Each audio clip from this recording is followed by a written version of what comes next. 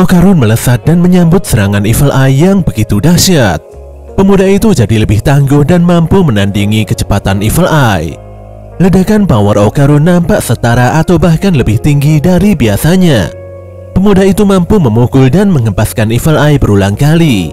Lebih hebatnya lagi, tidak ada satu serangan Evil Eye yang bisa mengenai Okarun. Ketika Evil Eye melepaskan rumah terkutuknya, tanpa disadari Okarun bisa menghindari serangan itu secepat kilat. Okarun benar-benar di atas angin dan dia menguasai jalannya pertarungan. Pemuda itu mendekati Evil Eye dan segera menghujamkan yokai itu ke tanah. Tidak berhenti di situ, Okarun juga mengeluarkan serangan ultimate-nya. Dia menyundul tubuh Evil Eye hingga menabrak rumahnya Seiko. Akibat serangan itu, rumah Seiko langsung hancur lebur dan rata dengan tanah. Pelepasan mode serius membuat Okarun kembali ke wujud normal. Pemuda itu kehabisan tenaga dan sudah mencapai batasnya. Walau kepayahan, anehnya Evil Eye malah tertawa terbahak-bahak. Dia benar-benar senang dengan pertarungan yang luar biasa ini. Yokai itu mengajak Okarun berduel dan bermain lebih lama lagi. Dia lantas mendatangi Okarun dan memaksanya berubah lagi menjadi yokai. Tentu saja kondisi ini cukup gawat, mengingat Okarun tidak bisa berubah lagi setelah melepaskan kekuatan ultimate-nya. Kendati demikian, Okarun meminta semuanya tidak ikut campur dalam duel ini. Okarun pun terlihat tegang hingga kakinya gemetaran. Untuk berdiri saja rasanya benar-benar susah setengah mati. Okarun pun hanya bisa diam saja ketika Evil Eye sudah berada di hadapannya. Evil Eye memaksa agar pemuda berkacamata itu berubah menjadi yokai lagi. Anehnya si Okarun tidak mau berubah lagi. Dia melakukan ini karena tidak mau merundung makhluk yang lemah seperti Evil Eye. Jelas saja pernyataan Okarun membuat semua orang bingung. Evil Eye pun meradang karena disebut-sebut tidak bisa mengalahkan Okarun. Yokai itu sangat kesal dibilang lemah. Dia pun berdebat dengan Okarun dan menekankan bahwa dirinya itu sangat kuat. Ketika Evil Eye semakin kesal, Okarun pun memberikan sebuah penawaran di mana dia akan meladeni Evil Eye jika yokai itu sudah lebih kuat dari saat ini. Okarun tidak mau melawan makhluk yang suka membuat masalah dengan orang lain. Pemuda berkacamata itu menekankan agar Evil Eye tidak menyakiti orang dan hanya fokus bertarung dengannya saja. Jika Evil Eye menolak, maka Okarun tidak akan pernah meladeni ajakan bertarung Evil Eye lagi.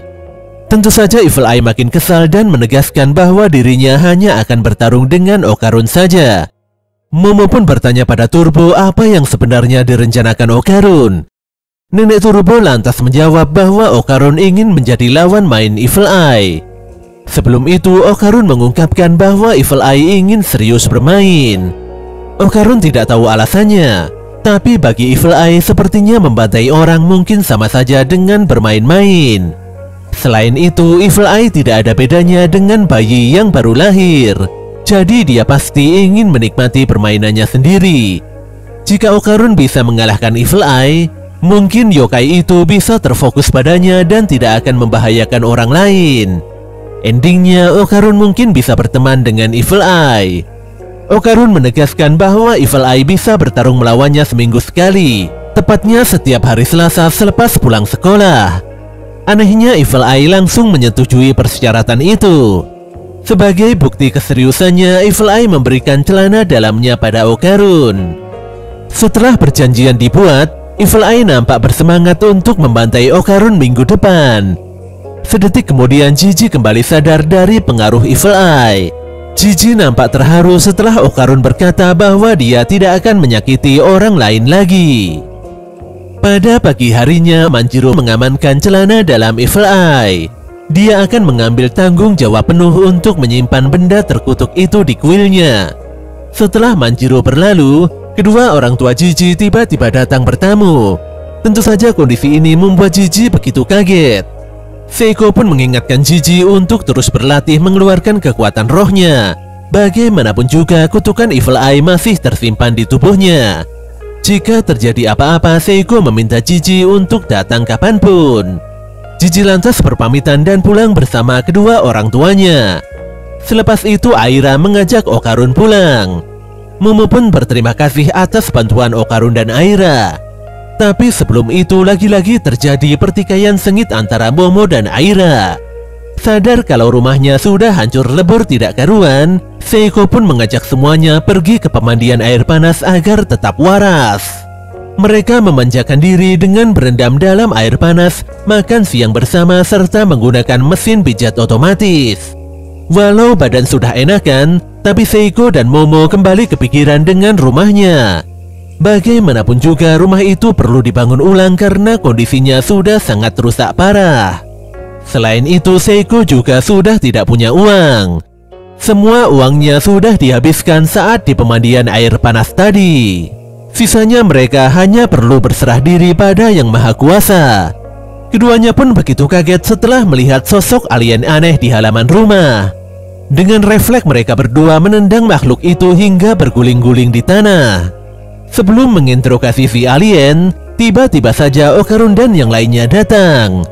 Ternyata tadi Okarun dan Aira tidak langsung pulang.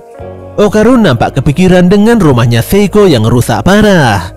Dia lantas mampir ke rumahnya Piniwini dengan harapan alien itu bisa membantu. Okarun berkata bahwa alien yang ditendang Seiko dan Momo adalah Ludris. Dia adalah temannya Piniwini. Pini berkata bahwa Ludris sangat ahli dalam bangun-membangun.